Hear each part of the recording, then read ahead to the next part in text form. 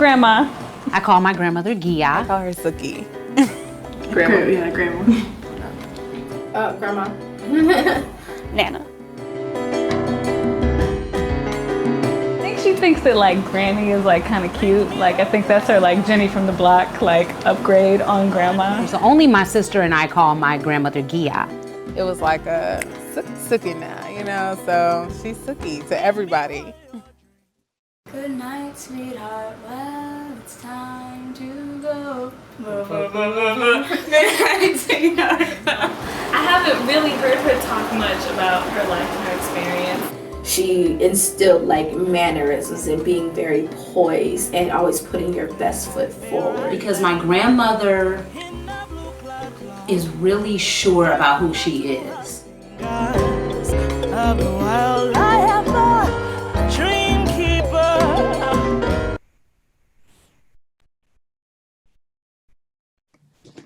Hello, everyone, and welcome back to the Grandmother Project presents Pearls and Pocketbooks, our new monthly webinar experience featuring Black grandmothers and granddaughters discussing love, life, and everything in between.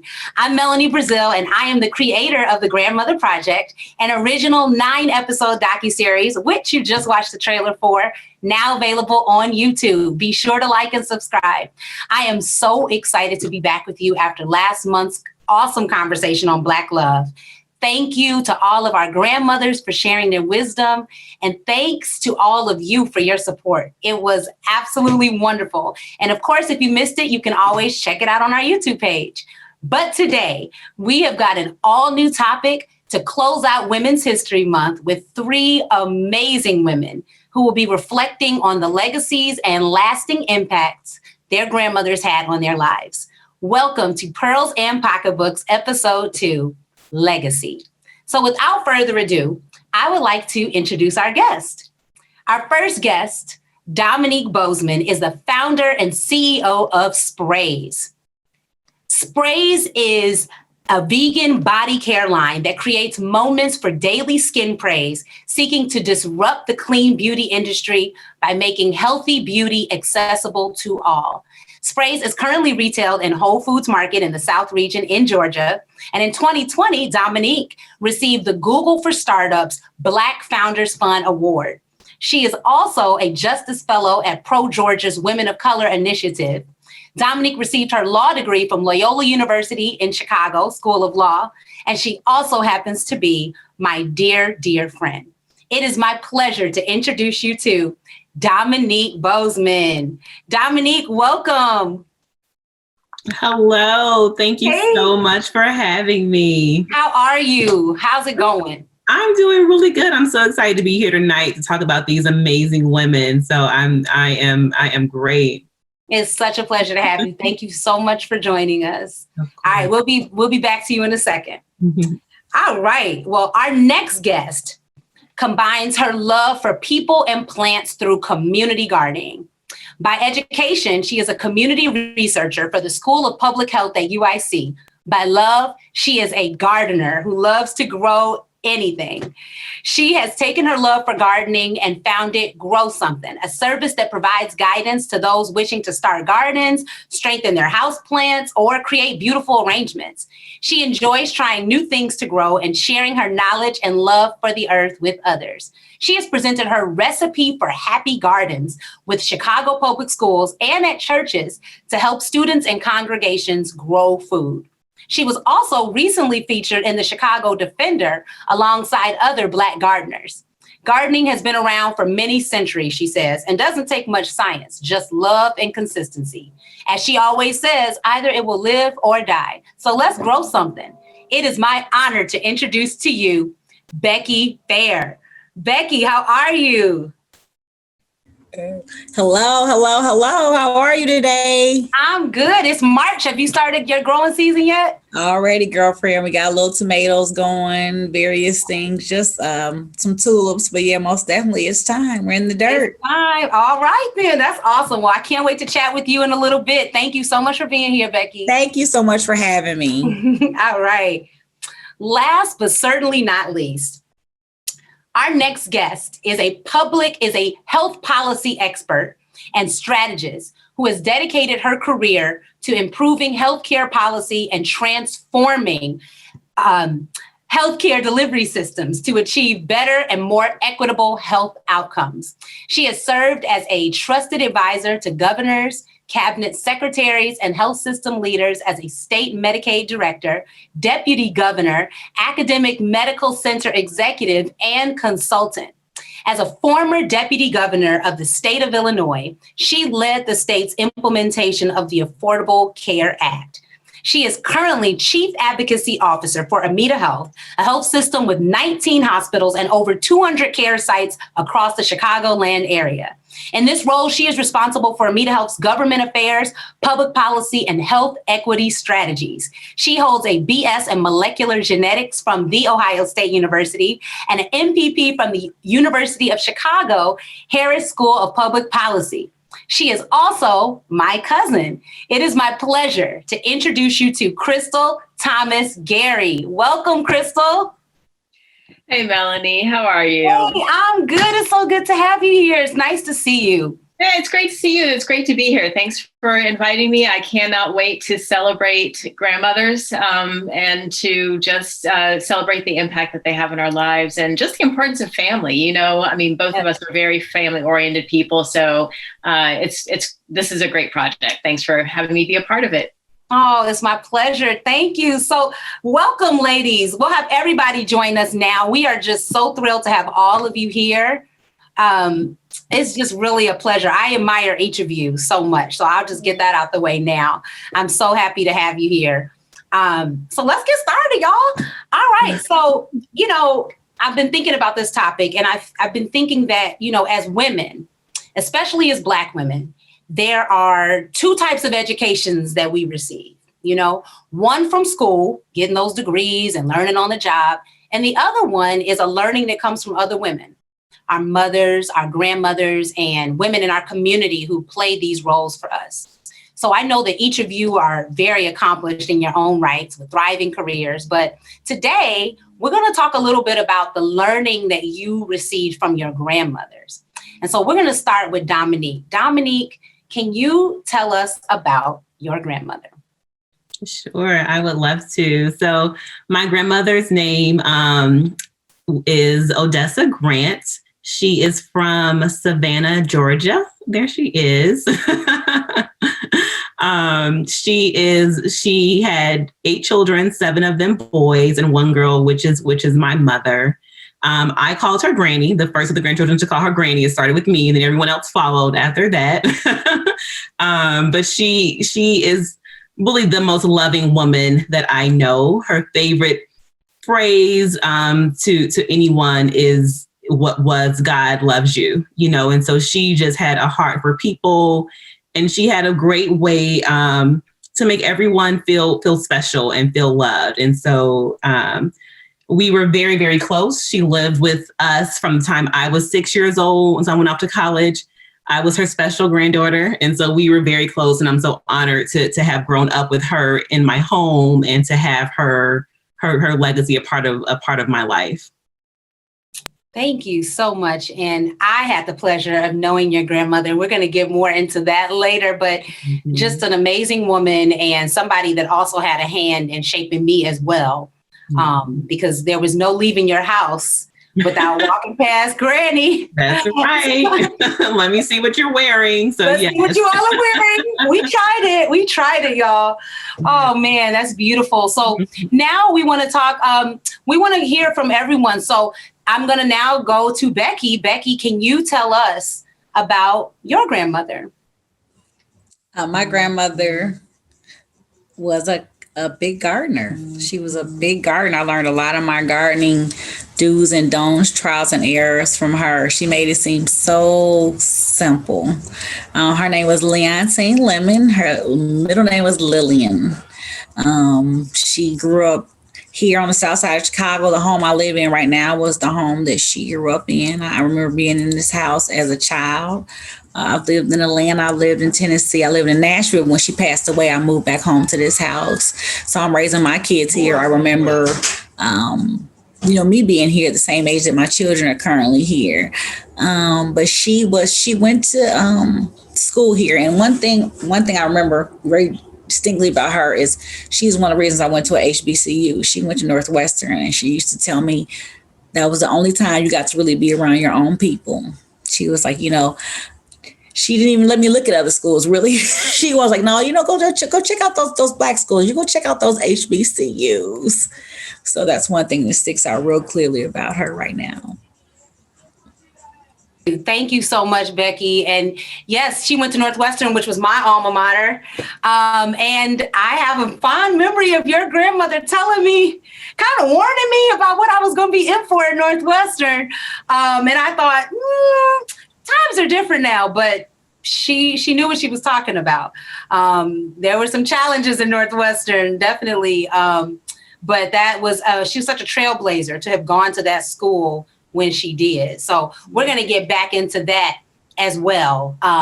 But yes, thank you for introducing her to us. No doubt. Teen Lemon. All right. Well, finally, we're going to have Crystal. Crystal, can you tell us about your grandmother? Oh, absolutely. So my grandmother's name was Bertie Compton, and I called her Mama. She grew up in Tennessee. Her family were sharecroppers, but they migrated to Ohio, and where she finished school and met my grandfather. And, growing up, I grew up in a different city from my grandmother. So, I really did not get to see her that often. My brother and I would spend about a month with my grandparents every summer and about a week with them every Thanksgiving. And, it was really just those 2 times a year. But I definitely felt very close to both of my grandparents, even though, we lived far away. And I remember her as being somebody who was strict but kind. She was very religious. She loved God. She sang in the church choir. She taught Sunday school. She was the treasurer of the church. So I think of her as being very strong, a strong woman, even though I probably wouldn't have articulated that at the time in that way. But thinking back on it, unfortunately, I really kind of lost her when I was in my late teens. She developed Alzheimer's. So I didn't have her much in my adult life, but she definitely has had a strong influence on me in the time that I spent with her growing up. Thank you so much for sharing that. And we'll have everybody join us. Thank you, ladies. This is just really, really precious to lift these women in the room. All of them I know are just amazing women. And, again, their impact lives on, and you can already tell that. So this next question I have for you all is, we think about these relationships we have with our grandmothers. What special rituals did you share with your grandmother, if any? Rituals. And be sure to unmute. I know we all are very kind, but make sure you unmute. What rituals did you share with your grandmothers? I'll go. One thing I remember is that we were both Sagittarius. So December was like, turn up. December was like always a good time because you got Christmas, you got New Year's Eve, and it was our birthdays. So December was always a fun time. Even when I didn't live here, we would try to get together or do something festive or entertaining. So that was always our thing. Like December was always like the most wonderful time of the year, besides gardening. But December was an amazing time of the year. I remember that very clearly. Oh, that's so nice. That's so cool when you share that zodiac connection. Right. I'll go. Yeah, living with my grandmother in preparation for this, is thinking about it. It was so many memories that we had together because we were together so much. And so sometimes it's hard to kind of pick out those 1 or 2 special moments, but her room was downstairs and I would always, go down, just lay across her bed after I got in trouble with my mom, right? And I needed someone to talk to. She was just always that person, which was pretty often. And so, I love just being there with her, just having, just knowing that she was always downstairs. And later in her life, every Saturday, I would have to do her hair. So she was always going to have her hair done and pressed and curled. And so every Saturday morning, she called me to wash and blow dry her hair. And looking back, such a special time, we could just talk. And it, was also a beauty ritual that she wanted to maintain. But those are times that were really, really special. Yes, I never saw her without her hair done. Right. She always had her hair done, huh? That's awesome. Yeah. For me, it was really cooking. It was, I remember my grandmother just always being in the kitchen. My mother taught me to cook, but my grandmother did as well. And, I just so admired everything that she did. Her food was always so delicious. She was always, baking something wonderful. And because I was usually spending time with her during holidays, it always felt like a very special time. And so, I think those were the rituals, was thinking about, what every 4th of July was like, that they always hosted that at their house. And there were always a lot of people, a lot of family, and food, was one of the ways that she and my grandfather just kind of showed that love. He'd be on the grill. She'd be making all the cakes and the pies and the desserts and all sweets that I loved. And, growing up, I made it a point to really learn and know those recipes. And some of them are ones that I continue to make today. Nice. So I think I got my love of cooking from her. That's nice. You make some good stuff over there, huh? Yeah. So Crystal, can you tell us which one, I know you can't tell us the secret recipes because that's like family secrets, but is there a special cake or dish that you remember? Oh man. Yeah. So peach cobbler was one, definitely. There's a rum cake. There was I haven't made this one in a while, but she also made this really amazing like refrigerator cake. It's kind of a layered, that was really amazing. So there are several. That is amazing. One of these days, you're going to have to, revisit these recipes and share. I had no idea you had this special skill. So now I know. Really? All right. So thank you, ladies. This is just awesome already. So one thing that I wanted to talk about was there's this trend now of Black women returning to their roots through gardening, cooking natural foods, natural recipes. What are your thoughts on that? And is there anything that you learned from your grandmother that you are returning to? My grandmother, I was actually, a lot more healthy than she was. She always kind of would make fun of me about that stuff. But, it's interesting to know my grandmother's from Savannah, from Georgia. And I have returned with my family to Georgia, even though I said I would never, ever move to Georgia. And so, it's been really amazing kind of, raising my son and being in the place that she lived for so long.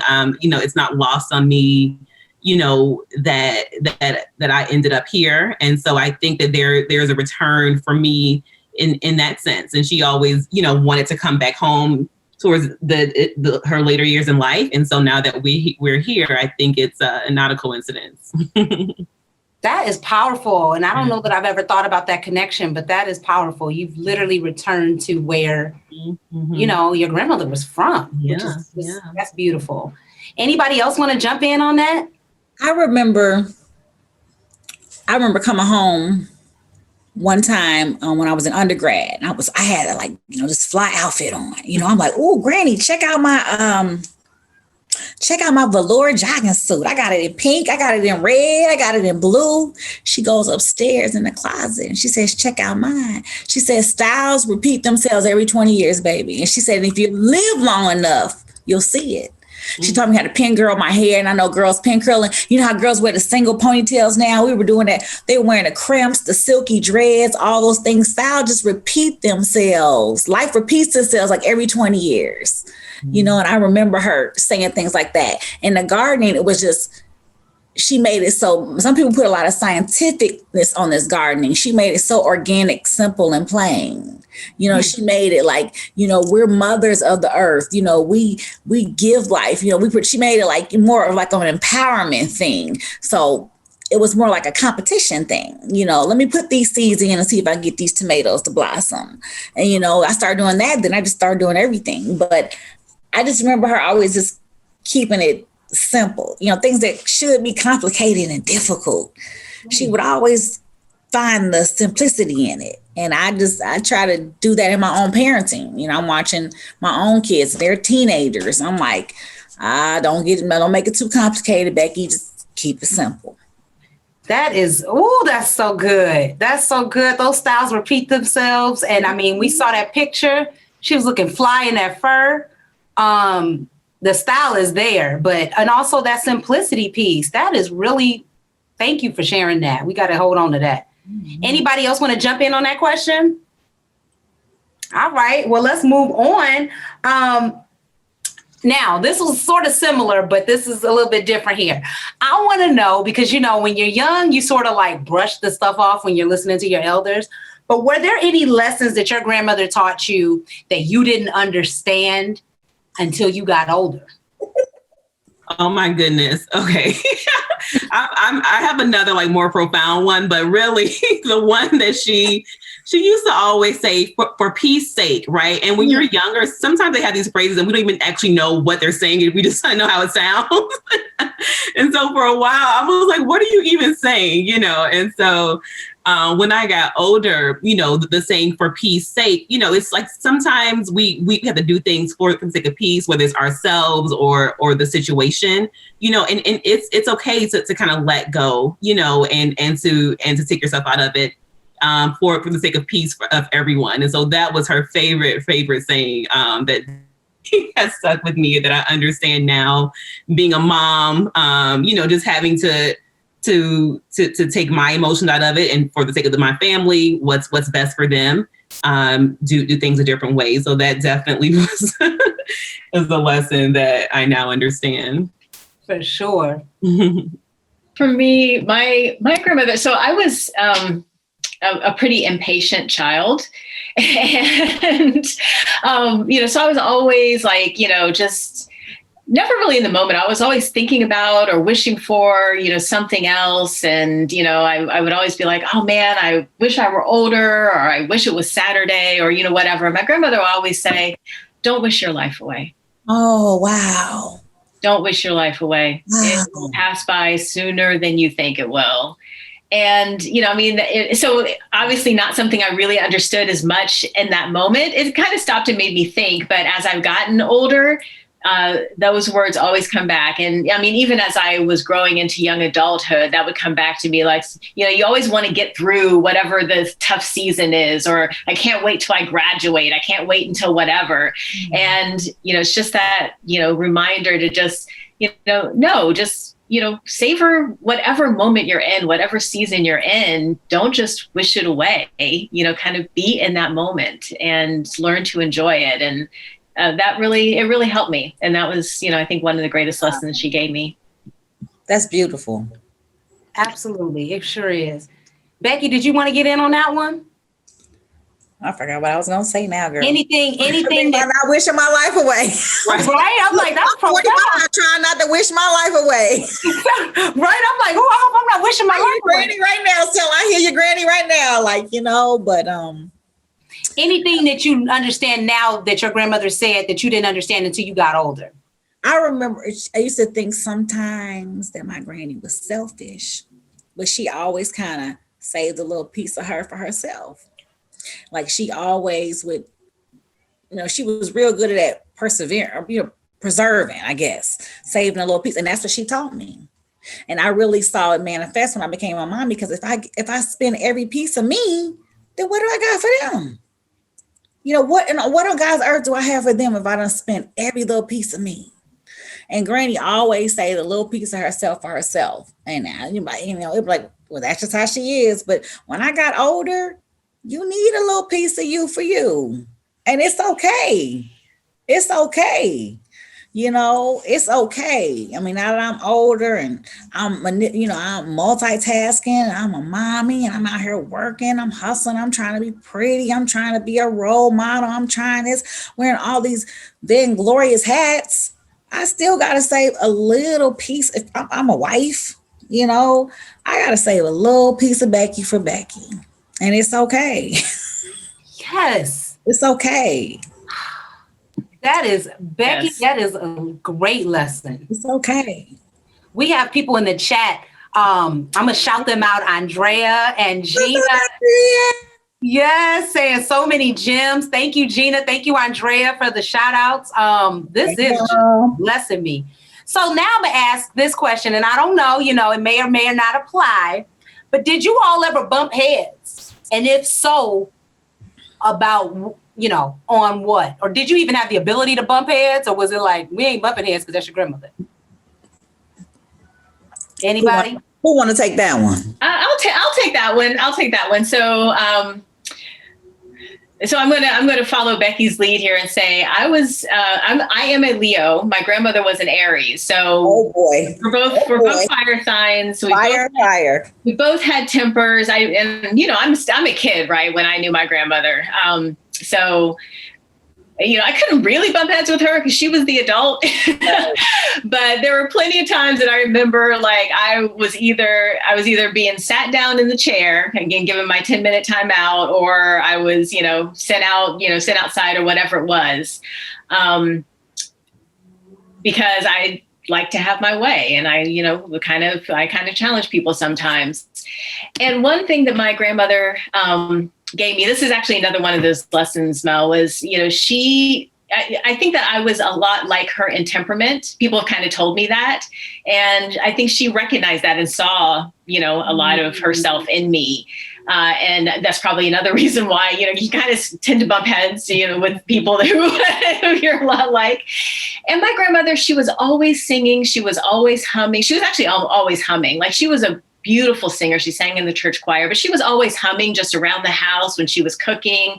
And one time she told me, and this wasn't actually a time when we were bumping heads. She just kind of told me that she always hummed because it helped her because she had a temper, and because it helped her to stay calm and to stay grounded. And it was kind of the first time that I was introduced to the concept of managing your anger, and that there were things that you could do to kind of do that.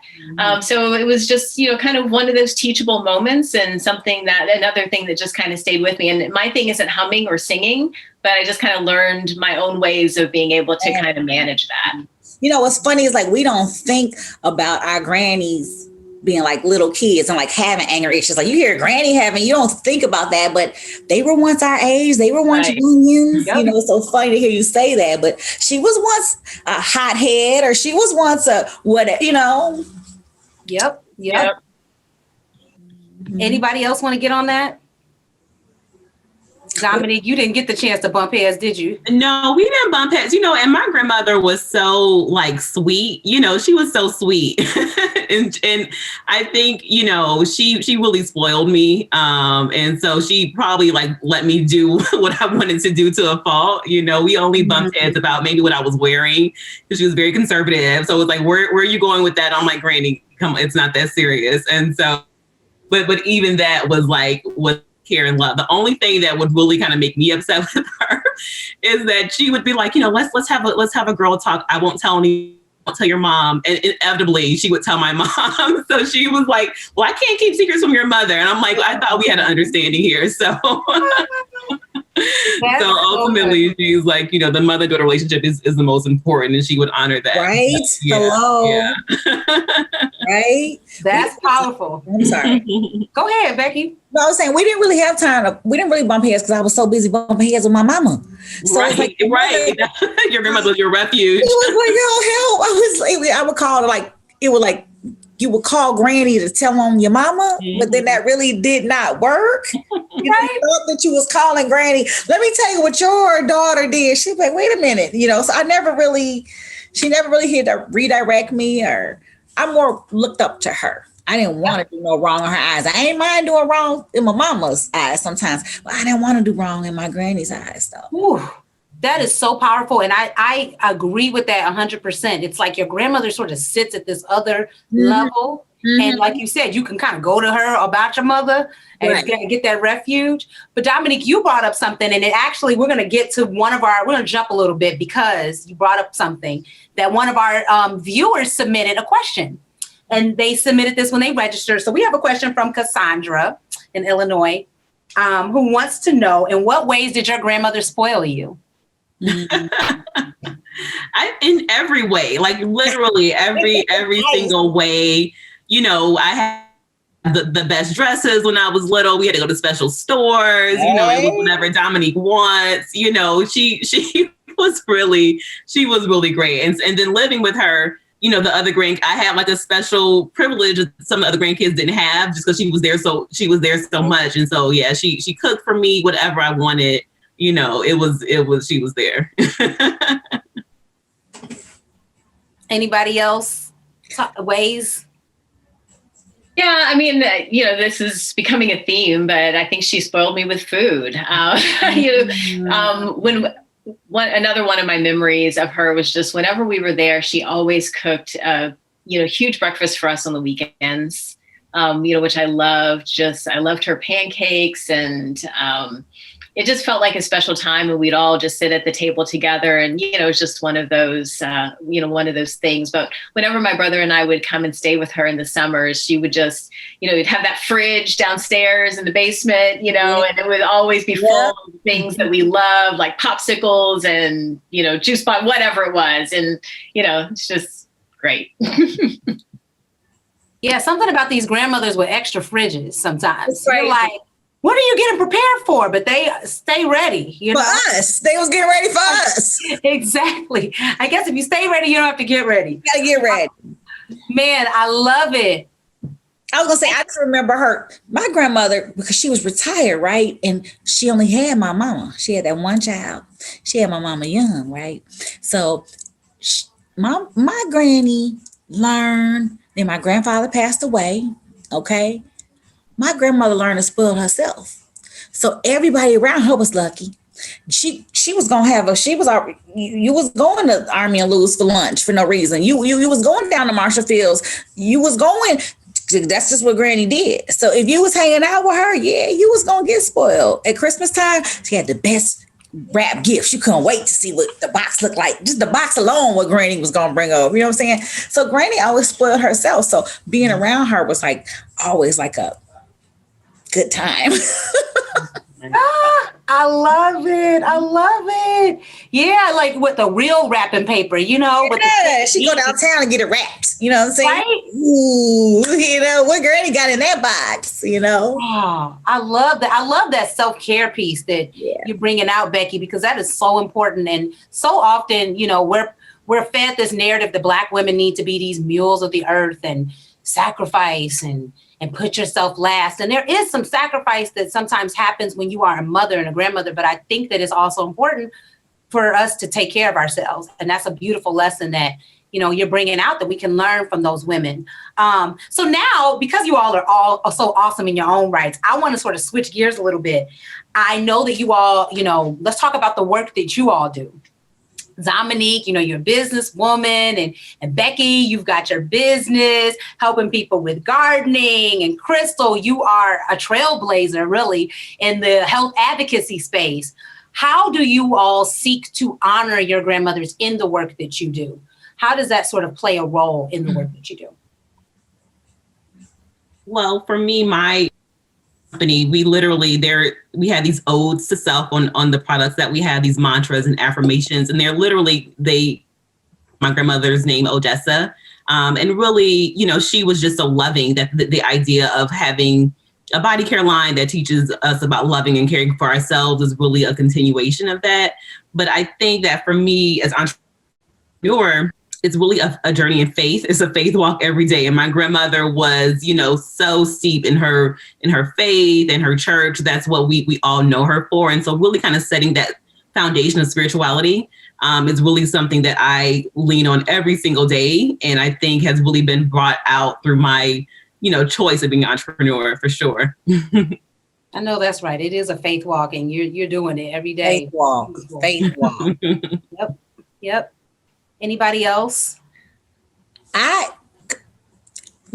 gardening I've always been the crazy plant lady. Okay. Becky has, my girlfriend's buying houses somewhere. I'm like, okay, I'm going to come put some hydrangeas down. You like tomatoes, right? Okay, I'm going to plant you 2 different types of tomatoes. All you got to do is water. I'll call them on Tuesdays. Like, did you water? Or you said you were growing carrots. All right, all you have to do is such. So I've always been the crazy plant lady.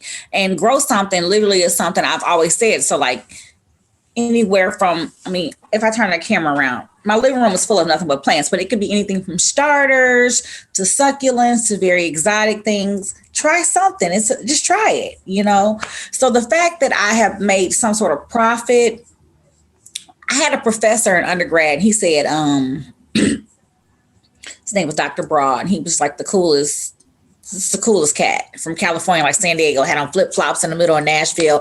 And he looked at me one day and he said, you do what you love and the money will follow. But I'm like 18, 19 years old. I'm just like, yo, what's going to get me out of here in 2 years? Like my mama said, she's not paying for this no more. I got to get this degree. I got to get out of here. But I remember him stating, you do what you love and the money will follow. And here I am, 45 years old. And it speaks so clearly to me. You do what you love. And like you said, being faith-based, you walk in faith and the money will follow. You do what you love the majority of your waking hours, hopefully the money will follow. So I feel blessed, like basically like through COVID and people pushing me out there and my grow something on Instagram. People are in my inbox asking me how to do this, paying me to do that. I said, oh my goodness, wait a minute, I can make profit from this. And then I have receipts, I got facts, saying I've done these gardens, I've done this, like I've seen that, I'm on Chicago. So they're like, okay, wow. So it's funny how others are catching on to the wave of me being the crazy plant lady. And it's nice for it to put a couple dollars in my pocket. What a blessing. I hear Dr. Broad. I think my grandmother would be proud. She was a gardener by love. She worked for Chicago Housing Authority or something like that. I don't know. She gardened out of love. So I garden out of love. And what a blessing to be able to see profit from that. I think she would smile about that, I think she would smile about that too. I do too. Yeah. That's beautiful. Yeah. What about you, Crystal? Yeah. So for me, I think when I think about my grandmother, I just think about how she was always together. She always looked good. She always, had makeup and had a nice outfit on, and she projected excellence, and she really also always pushed me to excellence. And just in the sense of whatever you're going to do, just always do your best. Just always, always put everything into it, always do your best, and, always project that excellence, because that's of God. You want to always give God your best. So whatever you're doing, whether in your work, in your life, that's the way that you want to approach it. And I think that's really the biggest influence my grandmother had for me in my career. It really made me think about how am I presenting myself to the world? I'm presenting myself in a together, in a professional, in an excellent way. And when as I went back and thought about it, I actually didn't know this at the time. So my grandmother was a secretary for, her entire life. And she was a secretary in a doctor's office. And so, she was, in that small way in healthcare. And then my mother, of course, spent her career as in a hospital. And, now I'm spending have spent my career in healthcare and health policy. And now I work in a health system. And that's, I don't think that there's a direct link. Like I'm not saying, because I don't believe that I went into healthcare because my grandmother worked in a doctor's office, but it's an interesting theme. Mm-hmm. That just kind of has, gone through the generations. But it was really, I just know that she, in the role that she felt that she represented her employer. She represented that doctor's office. She represented herself. She represented her family, and always just made sure that we didn't forget that we did it as well whenever we were out in the world. And so be thoughtful about how you're projecting yourself and how you're representing yourself, your God, your family when you're out in the world. That is so powerful. And like I said, Crystal, you're a trailblazer. Former deputy governor of Illinois. You're in some places where, as a Black woman, that is really just, I know that you're going in spaces where you're possibly the only person in the room, and carrying that grace and that poise and just like you said, that excellence, like you have the goods to back it up. We always have to, right? Like we can't just show up. We've always got to have those goods to back it up. And I think that that's awesome that you made that connection between your grandmother and your mother in your present work. So that's really powerful. Thank you. We're gonna switch gears again. We've got this culture in our society. There's all this credence that's given to being youthful and young and, ageless beauty. What lessons, if any, did you learn from your grandmother about embracing getting older, embracing aging? I don't know if she ever explicitly, said anything about her age, but I think that just the way that she continued to care for herself, she continued to wear her hats, right, to church every Sunday. It was just spoke to the fact that I can be older and I'm still beautiful, and I know that, right? And so I think that is kind of what the lesson is, even if not explicitly stated, was that, beauty continues. You can still pour into yourself, like Becky was saying, and you can still take that time and know that we're beautiful no matter what age, for sure. Yep. I love that. Anybody else want to get in on that? I just have to laugh because my grandmother, to this day, we have no idea how old she was. That's the lesson I got from my grandmother. None of your business. Right. And she did, and I don't know if this is, I think it probably is. I mean, my grandmother, she definitely cared about taking care of herself. And, she used oil of Olay. I'll always remember that. And mine too. Yeah. And like Dominique said, it's not that she ever specifically talked about, growing older or anything like that, but she did kind of talk about, taking care of yourself and taking care of your skin and, all of those kind of things. And she never gave me the impression, like I never got this feeling from either my grandmother or my mother of having anxiety about getting older or, not being beautiful anymore, and maybe that's enough just to not have grown up with, kind of that sense of anxiety, but that's just a part of life. Yep. I think that's powerful. And it's really a lot of times what people do, more so than what they say, because we're watching, even when we don't know that we're even paying attention. You know what I mean? We're watching. Go ahead, Becky. I was going to say, I remember my grandmother had rituals. It took her a long time to do anything, but it was a part of her self-care though. She didn't take bath. She didn't take showers. She just took baths. Girl, it would take her. She was always late for church. Melly, I don't know if you remember as a child, my granny was always late for church. She would get there right before pastor get to talking, but she done missed the whole, but when I was spending the night over here and I would watch her, oh my gosh, she would do this cream and that cream and this to her face and pin curl this up and tie that down and put on her sleep coat. And anyway, she did a lot of that, and I think a lot of our grannies did all that preserving and protecting and look at their skin. I remember her skin, you all, at 80 something years old, looking like a baby's booty still. You know what I'm saying? I know that's right. So I think they did a lot of that. We live in this quick instant microwave world now. So we're like, may not have those rituals and things as much, but I remember all of those things, Yeah. And there's something to be said about taking that time. Yeah. Like you said, sometimes our lifestyles don't really afford it, but there's something that it can be said about that because, I know, putting on night cream and whatnot and moisturizing before bed, like, where are you going? You're going to bed, but you got to moisturize. Yeah. Having that anxiety, like we're so anxious, like about getting older and I haven't done this by this. I need to do, I need to be a 30 under 30 or 40 under 40. And I just think like my grandmother, her favorite time of year absolutely was her birthday. Like that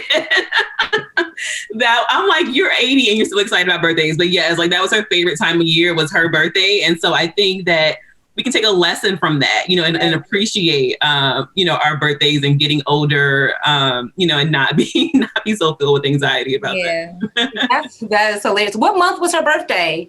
She was August 13th. Yeah. Uh-huh. Okay. You all have that fire sign connection as well. Yeah. Sagittarius, I happen to know that about you, Dominique. So I know your fire sign there. So as we kind of start to wind down, I want to mention another sort of question or introduce another question to the space, which is, Oprah, I remember there was an interview with Oprah where she talks about how people's presence sometimes feels stronger after they've transitioned. Are there ways in which you're reminded or feel aware of your grandmother's presence today, moments or things that sort of bring her essence to mind?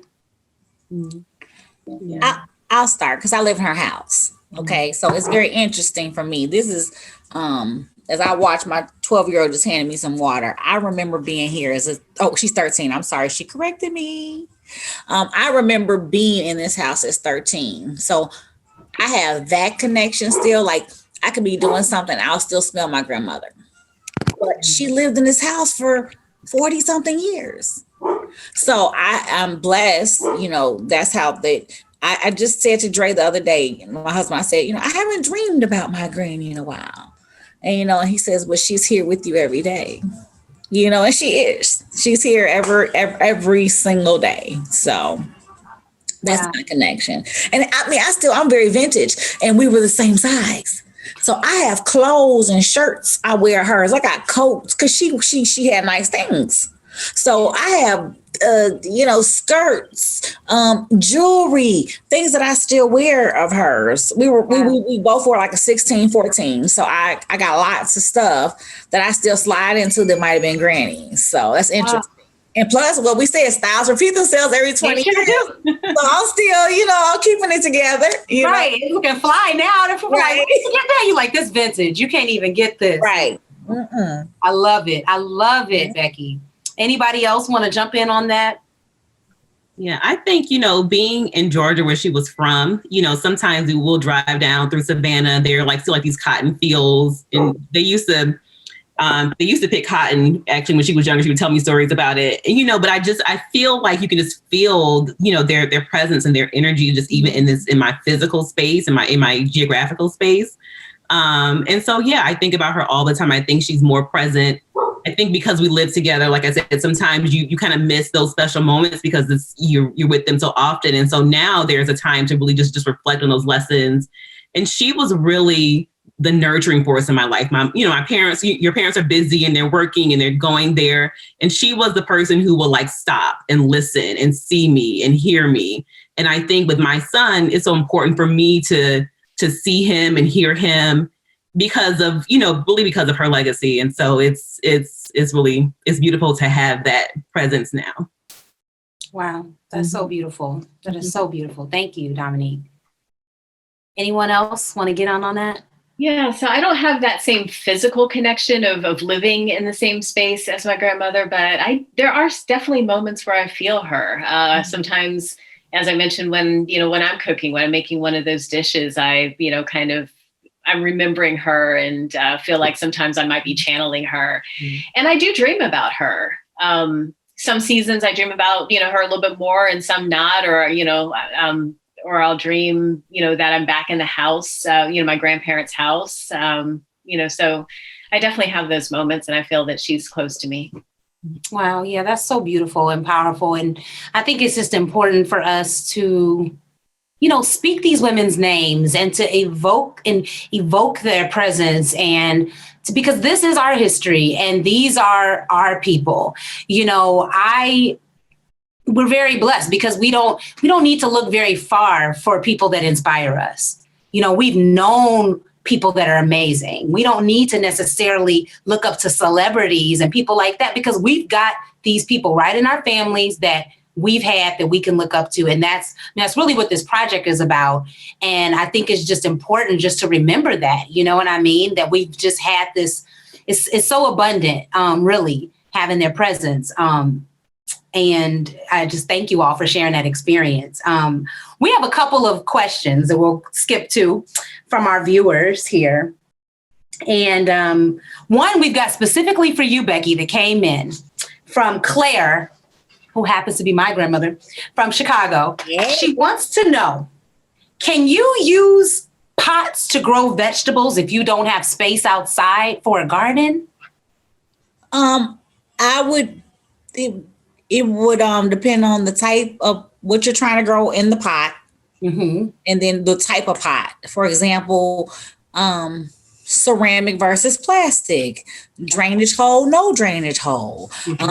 Some things you couldn't grow in a pot. For example, I probably would not grow cucumbers in a pot, but then I may grow lettuce in a pot.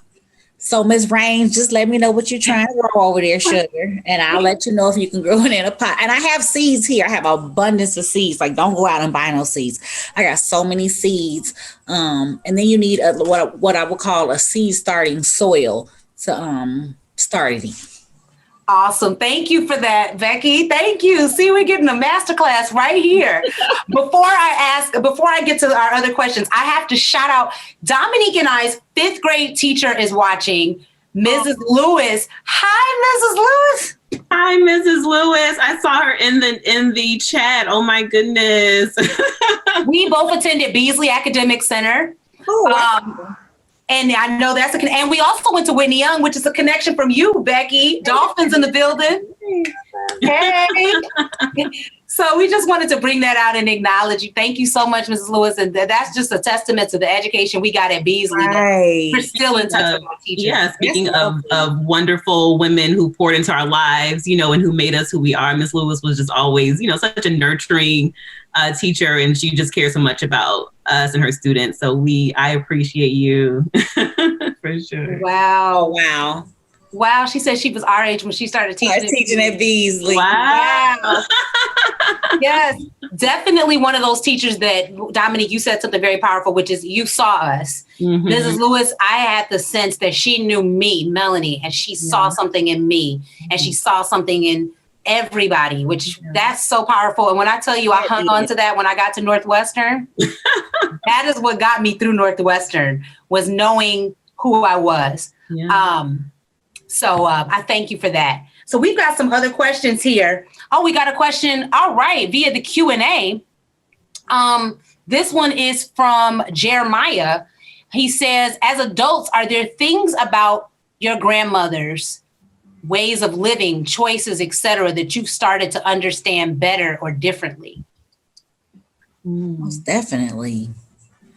It's a great question. For me, I'm gonna give a weird one, right? Okay. Granny used to say, I remember like when I first got my heart broken, y'all. I'm out here, I'm thinking I'm cute. I'm dealing with these men. I'm handling things. This man done broke my whole heart. And I mean, I don't come home, I ain't eating, I ain't sleeping. My whole life ain't right. I lived out south. I live in the south. I come home and she looks at me and she says, she makes me in the kitchen. She says, men are like streetcars, baby. If you stand around, another one to come along. That tickled my soul. She called them streetcars, girl. She didn't say taxis, Lamborghinis. They wasn't Audis. They weren't. She said streetcars. Streetcars. Listen, you stand there, that is profound. Come along. Now it's up to you if you get on it now. Okay, it's up to you if you get on it. Listen. Another one will come along. I love that. I love that reminder. And that is just so good, Becky. Oh, that's so good. I love it. Come along. So, yeah. Thank you for sharing. Anybody else want to jump on that? Yeah, I will. So, for me, my grandmother, I think she's really influenced the kind of wife that I am. And, I got married older. I got married in my 40s, to be specific. And, so I did not know my grandmother married, when I was married. However, when I think about, and my parents didn't have a very good marriage. So when I think about the model of marriage, what kind of marriage I wanted to have, what kind of wife I wanted to be, I really thought back to my grandparents. And, and how my grandmother balanced that, how she balanced working, as a secretary and being a wife and being a friend and being a grandmother. When I look at my life now, I think it in many ways it resembles my grandmother's life when she was, in her 40s and 50s, when she was my grandmother, and I work and I tried, I want to be a friend and a wife and a church leader and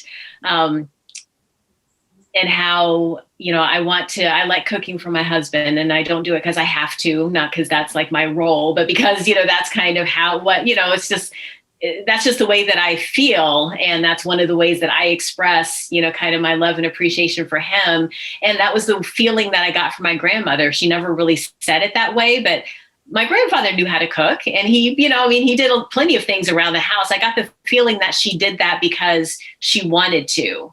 And it was, one of her ways of expressing, kind of love with him. And I felt like their marriage was more of a partnership. And I don't know how common that was back then, but they, they had their different division of labor, and they, kind of did things. They had their, and I think he stayed out of her kitchen because she wanted him to stay out of her kitchen. But I definitely always, kind of felt the love and that they laughed together and they liked to play games together and, just do this kind of thing. So I think that's one great, really, I think big influence for me is when I got married. I really thought back to their marriage, and it was kind of the model of, okay, what kind of relationship do I really, want to have, and what do I, what's my vision of a good, healthy, and happy marriage? Love that. Love that. Anyone else? I think my grandmother, she was very, she had a lot of things that she didn't do, which we thought was absurd at the time. Like Melanie, she did not wear pants, right? She wore dresses all the time, did not wear short sleeves, and that was a part of her faith. But, I think now that I'm older, I really see it as, that was her commitment to herself. And I think it's important to have some things that we do and don't do and some things that we stand for, and so no matter what we said, no matter what we did or how much fun we made of it, that was who she was, and she was proud of it. So I think that's so important to have something for yourself to hold on to and to be committed with. She also said, when I was dating, she was like, don't get no man that you love him more than he loves you. So that was, we don't have to get into that, but I do understand that now, not at the time. But that was definitely her philosophy. Oh, I love it. And I just have such precious memories of her when we would be trying to go somewhere, because, we had to pass by that room and we would try to scooch out. And she'd be like, oh, Melanie, come back over here. What you got on? We had to like turn around. She'd like tug down at the dress. Yeah. Such good memories. But that is good. That's so good. We got another question here, and then we're actually almost at our time. We're gonna wrap up, but we've got two more questions from viewers. One of them is from Aaron, who says, what's one word that you would use to describe each of your grandmothers if you had to, which I know that's got to be almost like an impossible task. But if there was like one word that you could raise, what would that be? Mine would be love, like so easily, just love. She would tell everyone that she met, I love you. I'm like, Granny, you don't love him. But she's like, no, yes, I do. I really do. And I think that because, she was her faith, she saw God in herself, and she could see God in everyone else. And, even if the people who we may not interact with as well, she saw the good in them, and she really was so loving. Thank you.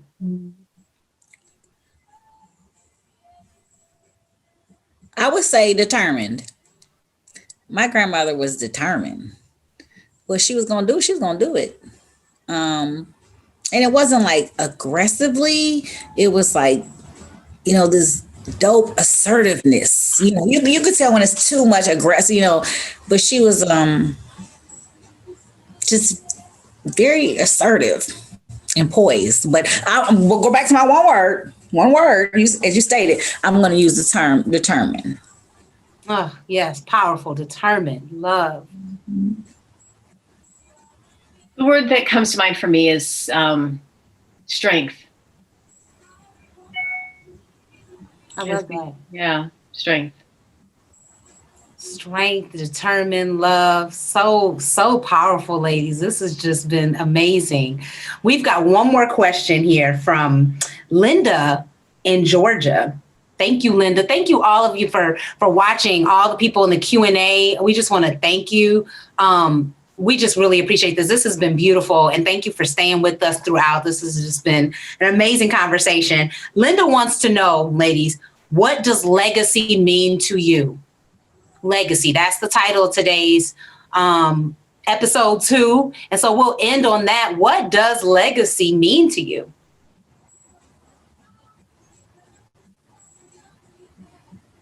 You know, I think legacy means, acknowledging your past, and being able to live it in your present. I think about my legacy with, I really do think that a lot of the way I interact, that I am as a mother, is really because of my grandmother's interaction and her legacy with me. And so in that way, she's being honored, and her memory is living on through the actions that we're having today.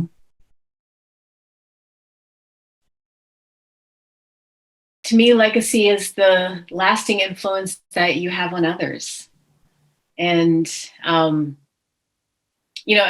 grandmother had that. She, had grandchildren and great grandchildren, but even more than that, she still has friends and cousins that knew her, that speak of her to me, kind of, and speak into me because of the love that they had for her and for my grandfather. So, after they passed, I was actually adopted by some of their friends who became, kind of surrogate grandparents for me. So I've been able to still benefit from that. And it's wonderful because they're also able to, they knew my grandmother very well. And so they were kind of able to say, should she be proud of you? Or this is what she would say in this situation, and, things like that. But yeah, so it's really the legacy of, what's that lasting influence, that lives on even after you're gone.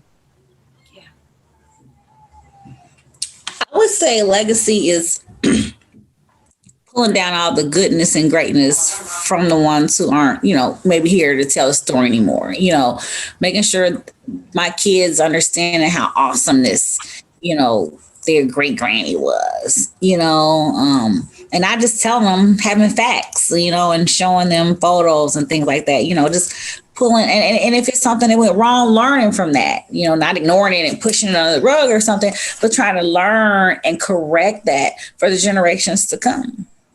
Yeah, that's so powerful. And like you said, there's some things that, we know now that maybe they didn't know, and maybe we're doing it differently now, but that we can acknowledge those things and learn from it and take the good and go from there. So I just really appreciate this. Listen, this has been awesome. Before we go, we got a couple of things that we need to do. First of all, thank you. Thank you, Becky. Thank you, Dominique. Thank you, Crystal. This has been amazing. Thank you. I agree. Really nice. Nice to meet you, girls. Nice to meet you all too. Thank you. To meet all of you. Yeah. It's been wonderful to be able to reflect on our grandmothers who, may not be here with us, but it's kind of taking that time to realize how they're still impacting our lives. It's been really great. So thank you. Yes. Well, before we go, I do want to highlight. So we got 2 business owners here. First of all, thank you, Crystal. And we just wish you the best with your work at Amita Health. I hope I'm saying that correctly. Am I saying that right? Yes, Amita, you are. Okay. So thank you so much. And I want to promote, right now we're going to put up the information for all of you out there as we close out Women's History Month. Let's support these awesome women that are here. We've got Sprays Beauty. Dominique is the founder and CEO of Sprays Beauty. You can check it out at www.sprays.com. Follow on Instagram at Sprays. And we got Grow Something. If you're trying to get your garden in check and you want to plan out your garden or come up with a beautiful arrangement, check out Grow Something. www.growsomething.com, at Grow Something on Instagram. So we're very happy to support. And of course, right after this this webinar ends, we're going to flash the Grandmother Project information. Be sure to subscribe to the Grandmother Project on YouTube. That's so important. Make sure you hit that subscribe. Follow us on Instagram and Facebook. Stay tuned. We will be back in April, the last Sunday in April, with another Pearls and Pocketbooks. Thank you again, ladies, for your time. Thank you, Melanie. Thank you so much, Melanie. Yes. It's been wonderful. And thank you all out there. Thank you for your support. It means the world to us. Until then, we will see you. Be well. And we will see you next month. This has been Pearls and Pocketbooks Legacy. Take care. Bye. Bye-bye. Bye.